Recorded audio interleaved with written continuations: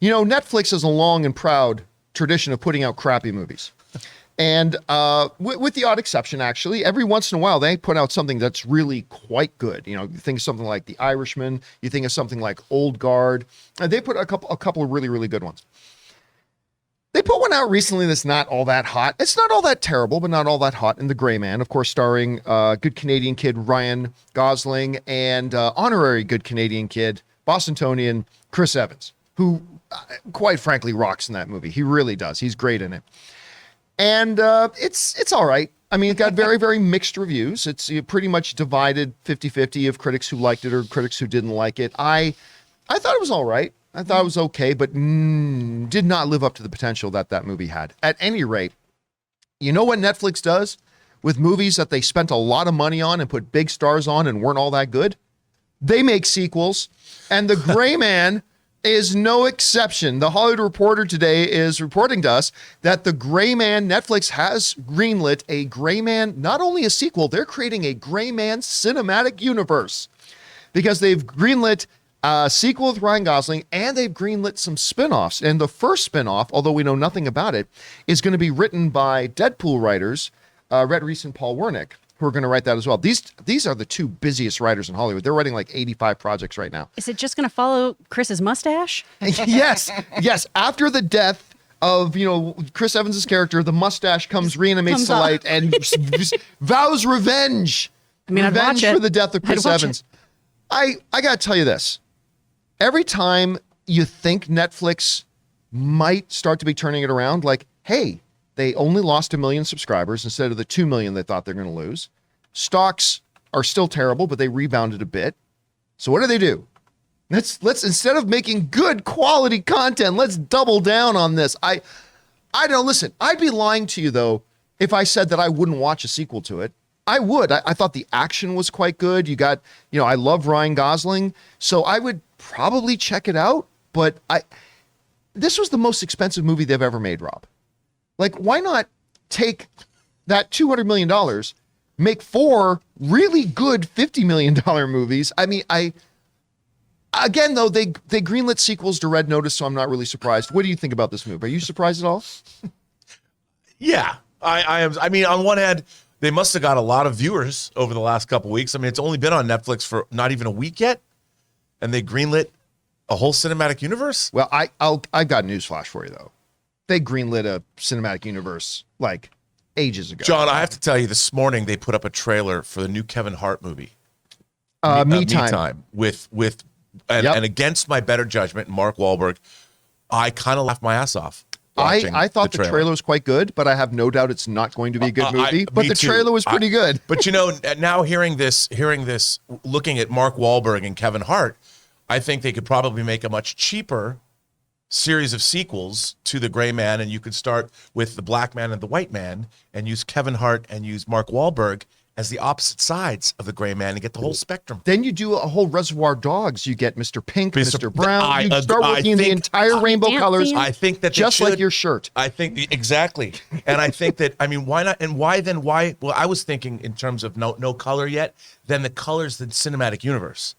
So you have the whole shades of gray. So instead of 007 and 006, you have fuchsia, purple, red, blue, and black, and then go international.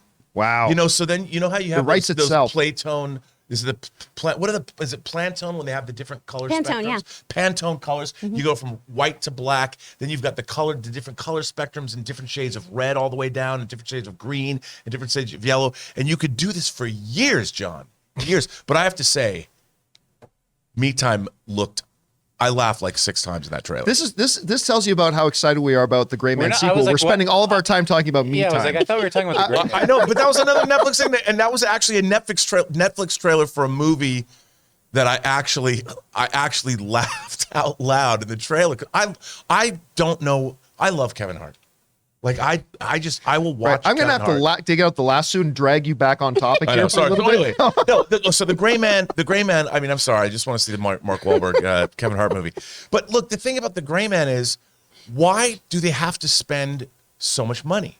Like, why don't they take a page from, say, the Book of John Wick, where you don't need to spend $200 million. When you're watching that film, why does Netflix have to spend? That's part of their problem. They've now made 2 movies for a total combined budget of $420 million between Red Notice, which they reported at $200 million, and Gray Man at $220. Like, how many more interesting movies could you make for $420 million? Yeah. And when I was watching, look, I don't think that the reason I bring up the Kevin Hart movie was, if you look at the Kevin Hart, Mark Wahlberg movie, and then you look at a $220 million movie like The Gray Man, which one of those 2 movies would have more wide appeal and bring in subscribers to Netflix? I mean, how are they defining? Are they defining subscribers by money? Like, I don't understand their business model, and that they're spending, and then what they spent on Knives Out.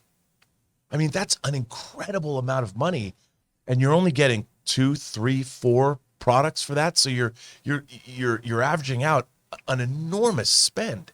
Chris, you hear that they're going to do a Gray Man sequel and a Gray Man cinematic universe. What do you think about it? Why are they doing that? Where's the money coming from? Where is this money coming from? Because they are just circling the drain. I know the stock isn't as bad as it's been of late, but still, I'm just wondering where all the money is.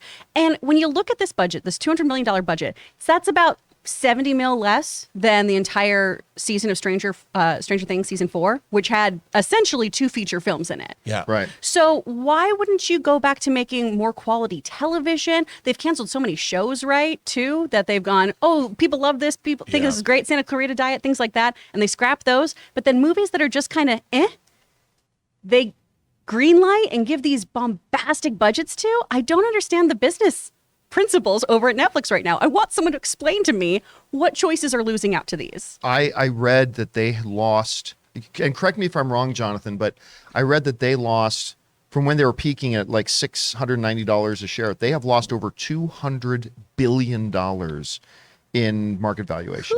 Over 200 billion.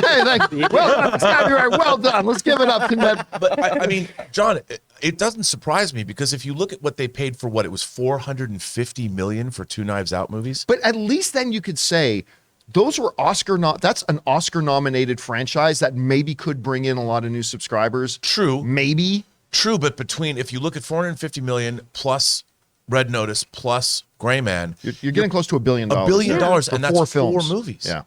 And I in what universe does that kind of spend work? All right, guys, question is for you. They're making a Gray Man cinematic universe. What do you think? Hey, listen, like I said, the reviews were split, so you may be one of the half that quite liked it. Maybe you're one of the half that didn't.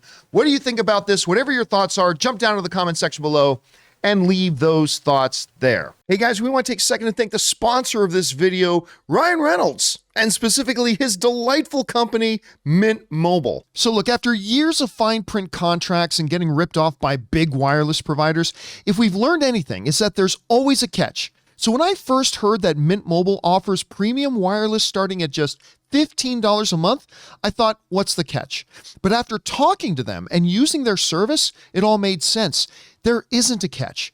And guys, this is no joke. I have been using Mint Mobile for months now. And on top of the fact that I'm spending literally about 1/3 every month of what I was spending on my former major carrier, I've discovered no decline in my service. I kept my phone number and I was able to keep my phone. The switch from my old service to Mint Mobile couldn't have been easier and saved me more money. And the best part for anybody who just hates their phone bills is that Mint Mobile offers premium wireless for just $15 a month. All of their plans come with unlimited talk and text plus high-speed data delivered on the nation's largest 5G network. Use your own phone with any Mint Mobile plan and keep your same phone number along with all your existing contacts. To get your new wireless plan for just $15 a month and get the plan shipped to your door for free, go to mintmobile.com/Campea. That's mintmobile.com/Campea. Cut your wireless bill to $15 a month at mintmobile.com/Campea.